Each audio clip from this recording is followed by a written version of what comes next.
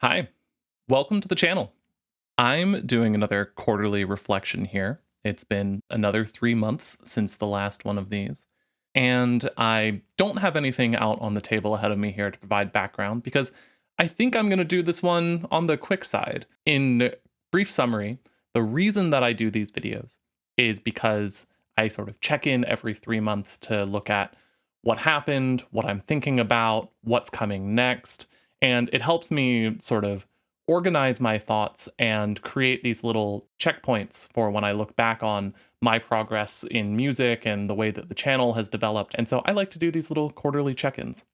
So, what happened this quarter? Well, for starters, I released an album at the beginning of June titled Statics.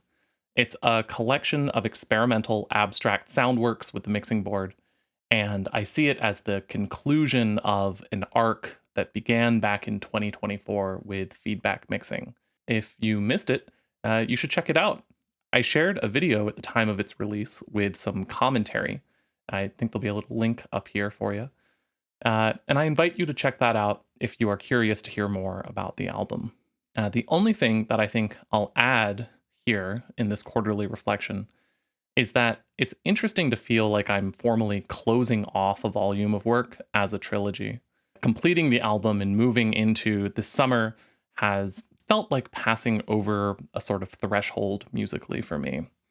I don't feel like I can accurately describe the new space that I've entered yet, but it feels distinctly different from where I was placing my artistic concerns for the last 3 albums of work. In addition to releasing an album, there are a few small things worth noting that have marked this period of time for my YouTube channel.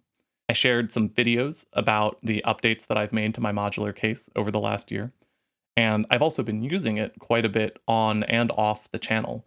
I'm having a lot of fun with it. I really like where it's ended up, and while it's not a perfect system, do you think that there is such thing as a perfect system? I don't think that I do. I think that it's something that I'm going to be able to do the work that I see myself doing. It suits that work very well. With the current collection of modules that are in the case, there are some rather advanced or complicated modules there too. And I think one of the joys that I will continue to derive from the case as it exists is that there are still corners of the possibility space within the system that I don't feel that I fully accessed. So I still have a lot of excited learning to do with the system, which is one of the joys that I take from it.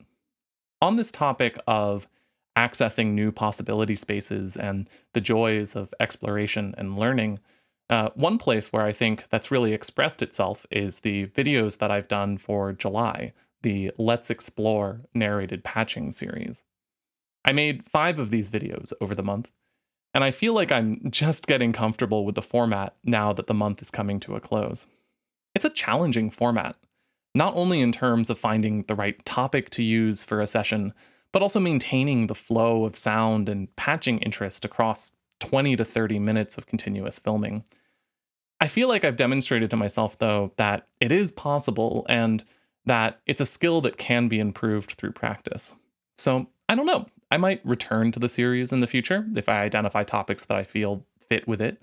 And I think all of my future work that I do, sort of film wise, is going to take away skills and lessons from that series in how I make my videos. But I think that the burst of energy that was called upon to make these videos over July should maybe be recompensed with some amount of rest first. So I think I'm going to be going back to my original planned, relaxed video schedule before thinking too much about what's in store for the next steps of that series. After completing Statics, I've spent a lot of time reading, learning, experimenting. I'm back in sponge mode, which is where I often find myself after completing a piece of work.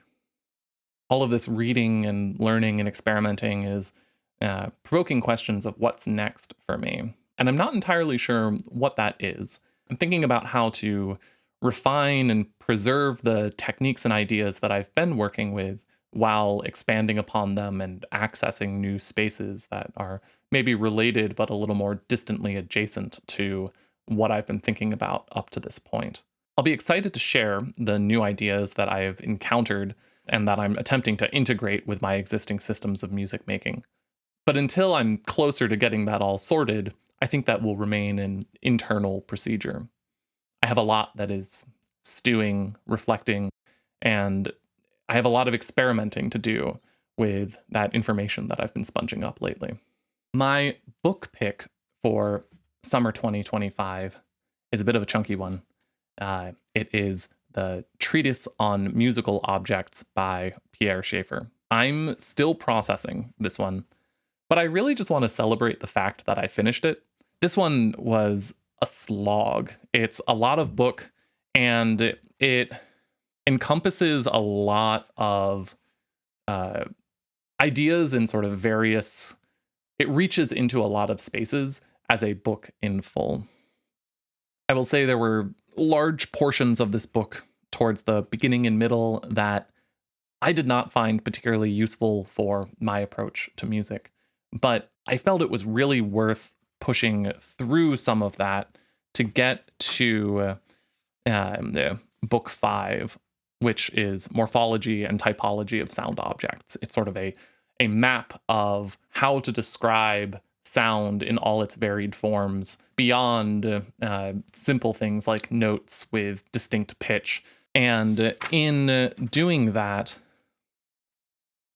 we get a lot of great tables, a lot of great ideas for just the way, thinking about ways to describe a variety of sound objects and assemblages of sound objects. How do you talk about a variety of different sound events that can occur? And how do you classify them in ways that makes them thinkable or easier to work with?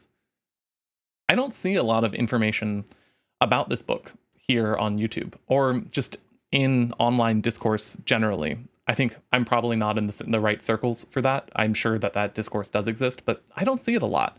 I think that's probably partly because of the difficulty of the concepts and also probably partly because of the recency of the translation. The English translation to this was only published in 2017, though, of course, the original Treatise on Musical Objects in French by Pierre Schaeffer is from the 1960s. It would be difficult for me to really get into it without thinking on how to put together a video to explain this book. So I think my short presentation of it here in the quarterly reflection will largely be to say it's a good book for thinking about sound, for thinking about ways of working with recorded sound. While some of it might feel dated, I think that there are portions of it that can be exciting for different people. And there's enough book here that you can skip some of it and still have plenty of book to read. I might come back and talk about this book more. Mostly, I just want to say I finished it. Finally, this has been a behemoth on my shelf for a little while, and I'm very happy to have finished it, to be able to think about types and categories of sound in a new way through this book. As for a musical work for this quarter, I want to share the album Ppong by the South Korean artist 250. It's a complicated album to explain because I think there are layers of context stacked on top of each other, and each layer expands one's understanding of the album in a different way. Like I've said in the past, I like slightly labyrinthian works, but Ppong is accessible, I think, in a very different way than Arctic Winds or the work of Morton Feldman, things that I've talked about before here on the channel. But it's, to me, equally important. And I don't think that you need to understand all of those layers of context in order to approach the album. In a few words, I would describe it as an album that is full of delightful synth sounds, a haunting sense of veiled sadness, and a little bit of cigarette smoke. I don't think that I have much specific that I want to say about it here, because I think it's the sort of thing that is best encountered and peeled back layer by layer for a listener and reader of its context. But I want to mark it here as important to me and invite others to make their own rabbit hole out of the album if they so choose. Give it a listen. I think no matter what depth you encounter it at, you will find something interesting to respond to in listening to this album. So finally, what's happening next for me? I don't really know. I think I'm going to keep things relaxed for the rest of August, see what happens as we move into the autumn, and just stay open to adventure. I have no plans going forward, and I'm kind of excited for that. We'll see where the fun takes us. So thank you for watching if you enjoy following along with these quarterly reflections. And hello, future me, whenever I'm looking back on these. Have a great day.